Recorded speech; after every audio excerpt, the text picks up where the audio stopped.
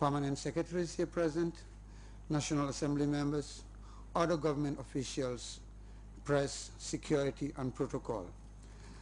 Your Excellency, the gathering here would recall that the Qatar-based company Conapro has since 2010 been working closely with the government of the Gambia in partnership with the Gambia Ports Authority, GNPC, and Social Security to establish an animal feed plant at Kamalo. Today, Your Excellency, the owners of Conapro, Mr. Saud Gandour and Mr. Rashad Gandour, along with Ambassador Ansumana Jammeh in Qatar, are here to inform Your Excellency of the successful completion of the feed mill plant called Gambia Food and Feed Industries. The plant can produce up to 50 tons of feed per day, and they started production about a week ago. Your Excellency, they are here to show you samples of what can be produced at this feed mill and to seek Your Excellency's blessings and advice before they open their doors to the public. Your Excellency, without much ado, I would first like to invite Mr. Saud Gandour to explain in greater detail about the Gambia food and feed industries and to make his presentation. I thank you all for your attention. Thank you. Bismillah ar-Rahman ar-Rahim. First of all, Your Excellency, I would like to congratulate you on your victory in the last election and on your inauguration as well. Today, I can proudly inform you that the project, the GFFI project, we signed in May of 2010, part of it has been completed. The feed mill, the part of the GFFI project, the feed mill is completed, it's commissioned and 100% ready for production. Today we came with the first bag that we produced and we brought it for you to get your blessing. And we did not open our doors to the market, even though a lot of farmers are coming and asking about the feed, before we come and get your instructions about how to move forward in this project.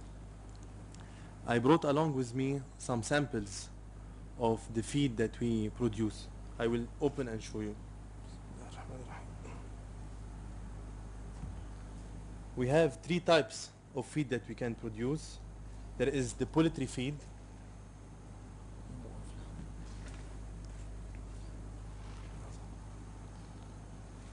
This is the poultry feed. This is mash. And you have the aquatic for the tilapia feed, the fish feed.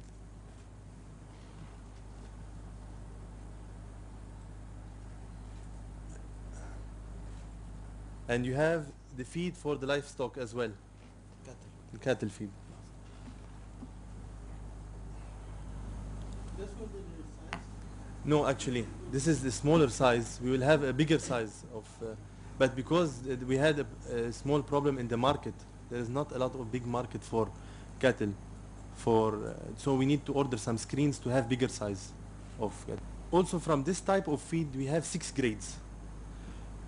3 for broilers and 3 for layers at the different levels, starters, grower, and finisher. We have also the ability to produce pellets for the chicken, and we have the ability to produce mash. But now at the moment, the local market is asking more for mash because the pellet is more expensive, and they are telling us that the chicks here are not used to the pellets. And also, we did a market survey about the Gambian market. Our capacity is around 1,000 tons per month. But the local market for poultry is around 200 tons, even less than that. And the cattle, because we went to so much cattle farms, they tell us, no, we don't want to feed them feed because they will get used to feed. We are feeding them herbs now, so we are fine with keeping the cows feeding on herbs. So this is why we were a little bit reluctant to import some screens to make for cattle feed. But if there is a market, and we will be very glad to do it. So this is why we wanted to seek government cooperation in order if we can see how to decrease or to limit the importation of feed in order to strengthen our local feed, and to see if we can cooperate with the government as well for exportation in Guinea-Bissau and Guinea-Conakry. This is the sample of the bag, the first bag that we produced.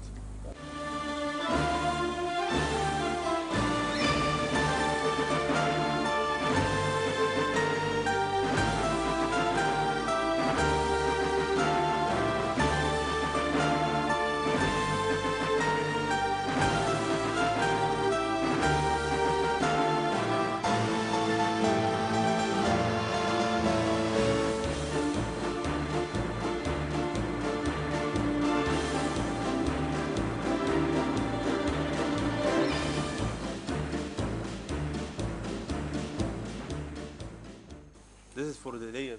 You know, each one we designed it differently. For example, layer chick, layer grower. Each one is different chicken with different eggs. Broiler different. Also for the other part, the rice mill. We are inshallah at the final stages. We are at the assembly. I think when you are passing by, you can see now all the silos are up. The dryer is up. Even the silo for the dryer.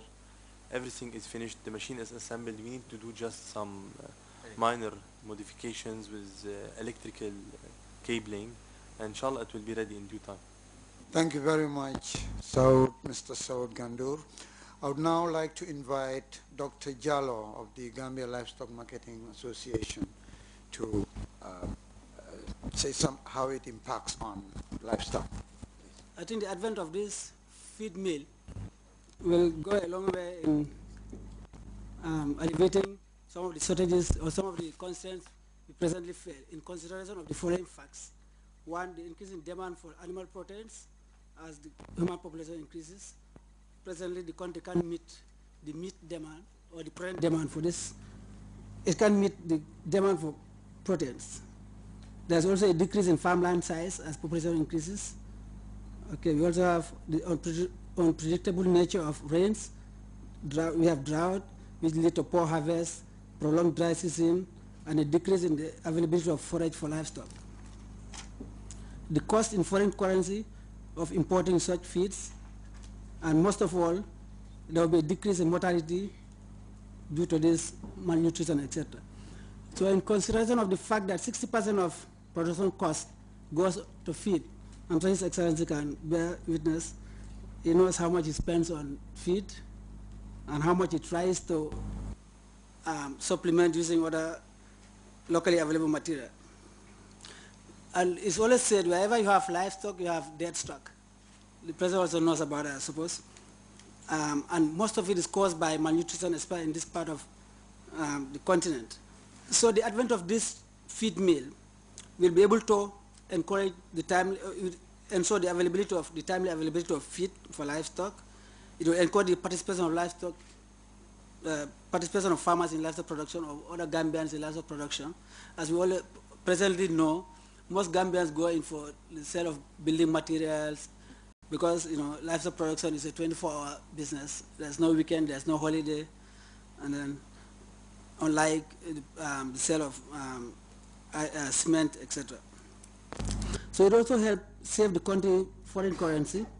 It also helps increase most important thing is to help increase the health of the general population, because every person will be able to provide him or herself or be able to buy an egg every other day, or some meat, or some milk at least, because animals will be healthier.